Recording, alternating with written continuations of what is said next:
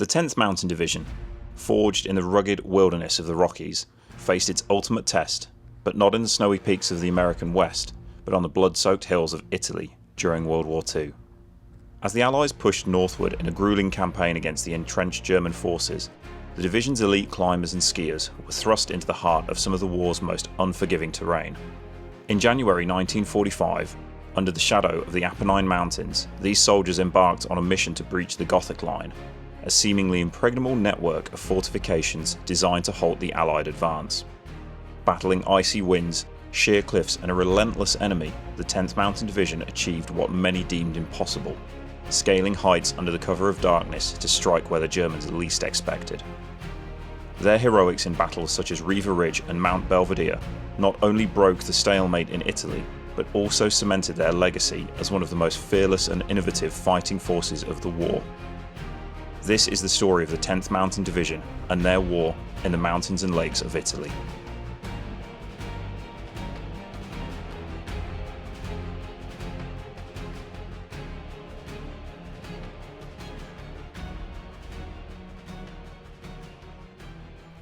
Charles M. Dole, founder of the National Ski Patrol, was the visionary behind the creation of the 10th Mountain Division, the only US military unit ever established by a civilian. Formed in 1941, the division was specifically designed for mountain and winter warfare, with its recruits, many of them experienced skiers trained at high altitudes in Colorado before deploying to Italy in late 1944. Dole's initial inspiration came in 1939, during the Soviet invasion of Finland. He and his colleagues were captivated by the success of Finnish ski troops who used hit-and-run tactics to outmaneuver the far larger Russian forces. Convinced that the United States needed its own mountain troops, Dole conducted an exhaustive study of winter warfare and military training techniques from around the world. Armed with detailed research, he approached General George C. Marshall, the Army Chief of Staff, in September 1940 with a compelling proposal to create and train a specialized winter warfare unit. In response, 6 divisions were chosen for experimental winter training in the winters of 1940-41. On November 15, 1941, the 1st Battalion of the 87th Infantry Mountain Regiment was officially activated at Fort Lewis in Washington. By July 15, 1943, the division had grown to its full strength of 3 regiments, relocating to Camp Hale, Colorado, where they prepared for the harsh realities of mountain combat. The 10th Mountain Division was officially designated on November 7, 1944, comprised primarily of volunteers, mountain climbers, ski patrollers and seasoned outdoorsmen. It attracted many of the nation's most skilled adventurers. Notably, 11,000 recruits were processed through the National Ski Patrol, the only civilian organisation authorised by the War Department to recruit such specialised personnel. Dole's popularity among the troops was undeniable. They even named their lead mule Minnie in his honour. The division faced its first major combat in Italy in February 1945, where it tackled the seemingly impenetrable defences of Riva Ridge and Mount Belvedere. These pivotal victories were instrumental in breaking the German stronghold and spearheading the Allied advance through the Po Valley. By the end of 1944, 16 months of brutal warfare had left Italy devastated, with the Allies locked in a grueling stalemate. The Germans, deeply entrenched, had fortified the Gothic Line, a formidable defensive barrier stretching 108 miles across northern Italy and extending 8 miles deep. From their vantage points atop a series of high ridges, German forces dominated the surrounding terrain, using artillery batteries to repel any Allied advance. Their elevated positions allowed them to detect attacks early, fortify their defences, and effectively block the Allies from advancing further into Europe. In mid-January 1945, 14,000 soldiers of the 10th Mountain Division began their covert deployment to small villages in the North Apennines, quietly preparing for an assault.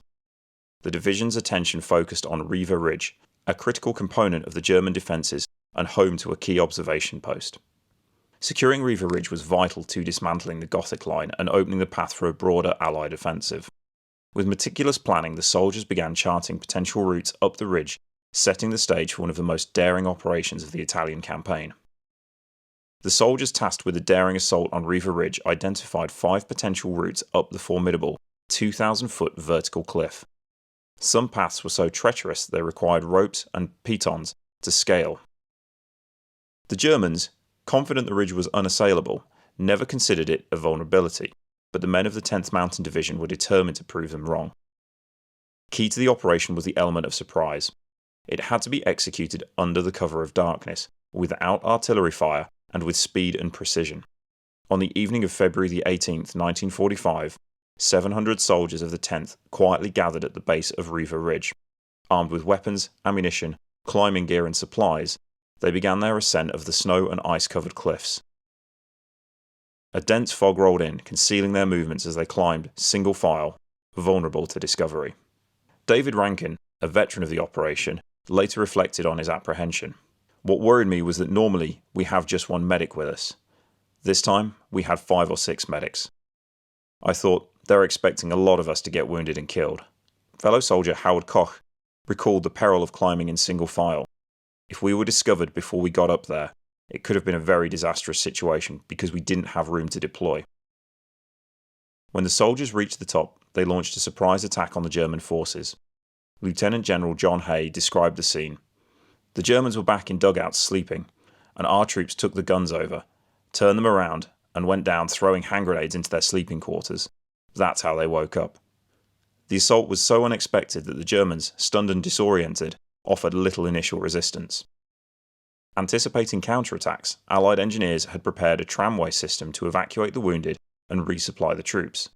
5 grueling days, the 10th held off repeated German counterattacks, losing 17 men and suffering 51 wounded. Finally, the critical German observation post atop Riva Ridge fell into Allied hands, marking a turning point in the campaign. The victory at Riva Ridge was monumental. It deprived the Germans of their ability to survey Allied troop movements and marked the first in a series of successes for the 10th Mountain Division. These new soldiers faced some of the German army's best, including battle-hardened veterans of the Eastern Front and elite Gebirgsjäger mountain troops. Yet, in their brief exposure to combat, the men of the 10th Mountain Division pressed every attack, secured their objectives, and never yielded ground. With Riva Ridge secured, the division launched its assault on Mount Belvedere on February the 19th, 1945. In the face of intense machine gun and mortar fire, the 10th fought relentlessly, securing the mountain by February the 23rd. Allied commanders had anticipated the combined battle for Riva Ridge and Mount Belvedere would last at least 2 weeks.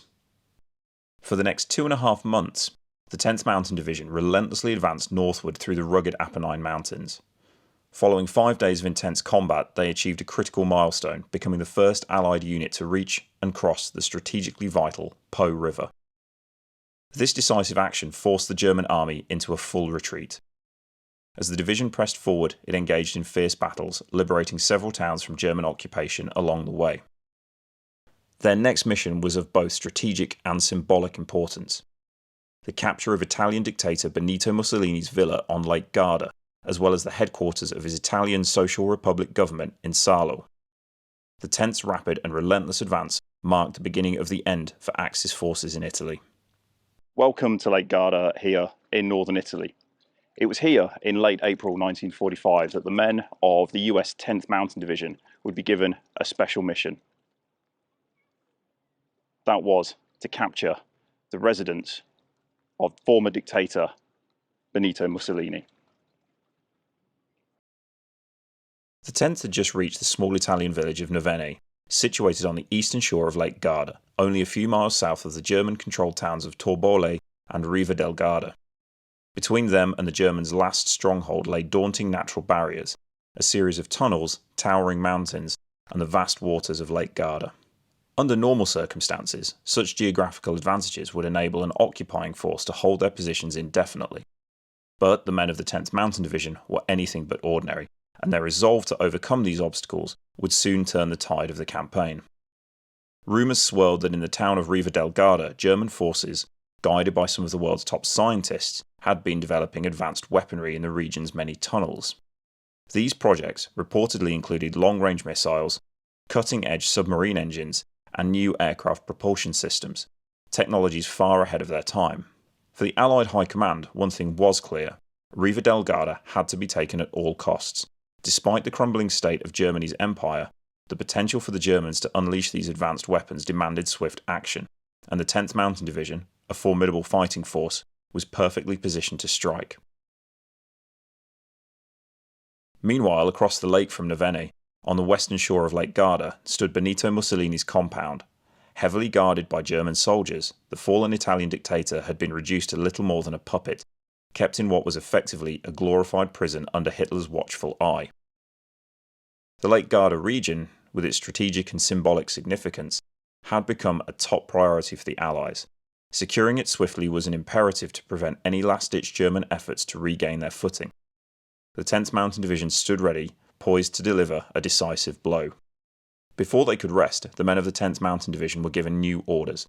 At dawn on April the 29th, they would move out with the objective of capturing the towns of Torbole and Riva del Garda. Simultaneously at 1 a.m, they would launch an assault on Benito Mussolini's compound across the lake.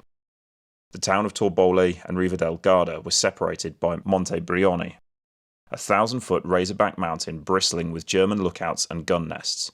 From their vantage points on the mountain, the Germans commanded a clear view of the highway and its tunnels leading into Torbole, the lake itself and the surrounding mountains. They could fire on advancing forces with deadly accuracy from miles away. The division's plan divided the troops into several groups. One contingent would scale the mountains to flank Torbole from above. Another group would take the highway, braving sniper fire, artillery, booby traps, and ambushes as they moved through the tunnels leading into the town. A third group, using the amphibious vehicles, ducks, would traverse the open water, fully exposed to the shelling from the mountain. Commanding the operation was General George Price Hayes, who appointed Colonel William Darby, renowned for his leadership of the Ranger battalions, as assistant commander. Between Nevene and Torbole, a series of tunnels stood in the 10th's path. The soldiers numbered them for clarity. Tunnel 5, soon to be known as the Death Tunnel, became a flashpoint of the battle. When the 10th reached number 5, they discovered that a German booby trap had detonated prematurely. The explosion had killed over 40 Germans, some accounts say as many as 90, leaving the tunnel partially collapsed.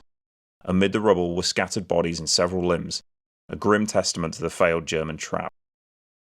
The soldiers of the 10th took shelter in the damaged tunnel, but Monte Brioni's heavy artillery soon targeted their position. A rocket fired from the mountain struck the tunnel, killing 7 soldiers and wounding more than 40. The battle for Torbole raged well into the night. Meanwhile, near Nevene, the 10th launched a duck filled with soldiers to cross the lake and capture Mussolini's compound. Surprisingly, they encountered no resistance. The house was unoccupied, eerily quiet and untouched. A local farmer informed them that Mussolini had been captured the day before by Italian partisans who had executed him. The dictator's ignominious end marked the collapse of his regime. By sunrise on April the 30th, the 10th had secured Torbole, although the Germans still held Riva del Garda. Colonel Darby, stepping outside the newly established headquarters in Torbole, was struck by a German shell fired from Mont Brioni. The blast killed Darby, a devastating loss for the division.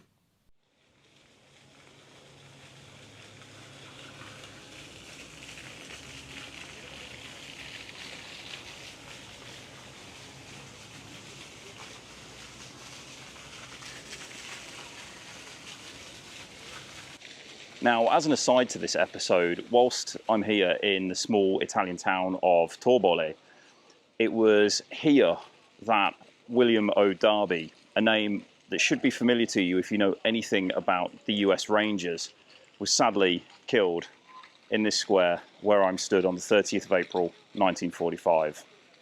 Today, the memorial behind me exists as a permanent memorial to William Darby and his achievements with the Rangers, and also his time serving here in Torbole in April 1945 with the US 10th Mountain Division.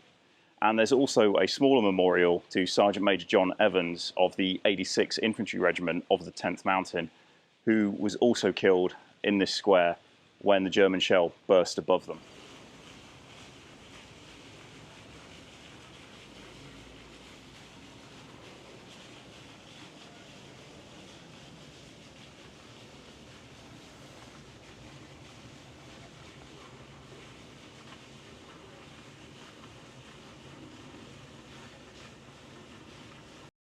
Determined to seize Riva del Garda, the 10th planned a surprise nighttime attack by water. Several ducks departed Torbole harbour under the cover of darkness, taking a deep route into the lake to avoid detection from Monte Brioni. However, a sudden storm rolled in, and one of the overloaded ducks began to take on water. Its engine flooded and the vehicle sank rapidly into the icy depths. Of the 26 men aboard, only one survived. The remaining 25 soldiers were lost and remain missing in action to this day.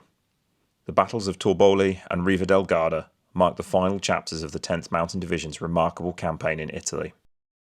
Though the costs were steep, their courage and determination carried them through some of the most difficult operations of the war, ensuring their place in history as one of the Allies' most effective fighting units. A few years ago, a privately funded submarine expedition explored the depths of Lake Garda and located the sunken duck, resting on the lake's floor. Despite the discovery, no trace of the 25 missing soldiers were found. In their honour, a memorial now stands in Torbole, a solemn tribute to their sacrifice.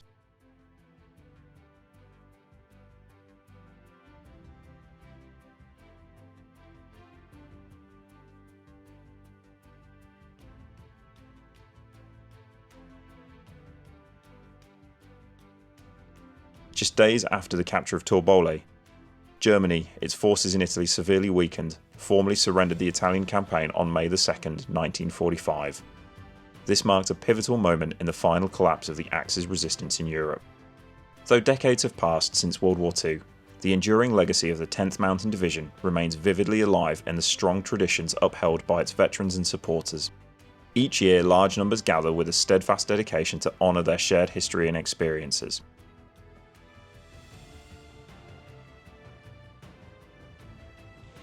So I hope you've enjoyed this episode of World War II Wayfinder, looking at the operations conducted in and around Lake Garda here by the US 10th Mountain Division at the end of April 1945. If you have, please hit that like button, comment, and consider sharing this episode with someone else who might have an interest in World War II, as it all really helps the channel grow. Okay, I'll see you all in the next one.